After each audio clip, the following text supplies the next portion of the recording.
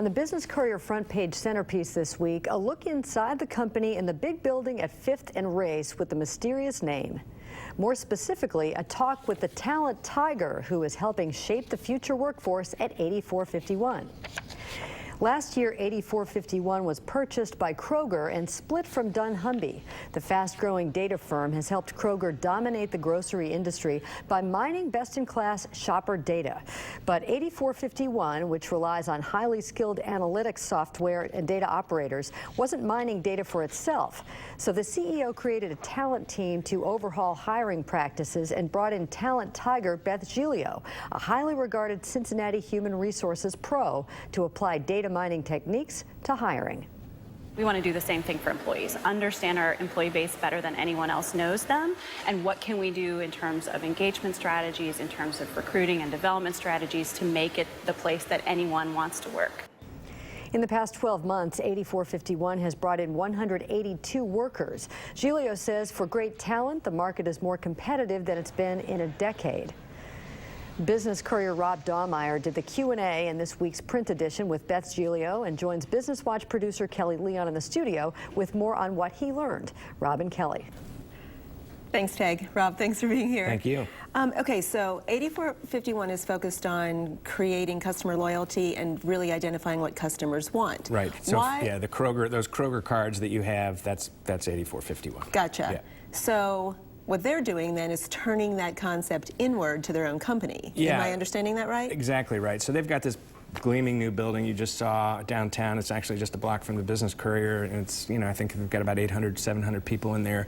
But they're highly specific people, data analysts, IT people. These aren't just, you know, there's not just thousands of these people out there. Right. And they're recruiting nationally. They want the best nationally. So they've just decided to sort of blow up the old way of doing human resources and hiring and going after it the same way they help Kroger, which is getting as much data as they can about what works with employees, what doesn't, what younger employees might want. Should we shift the benefits that we give people as they get older? So they're really trying to start over, start from scratch to get the best people they possibly can.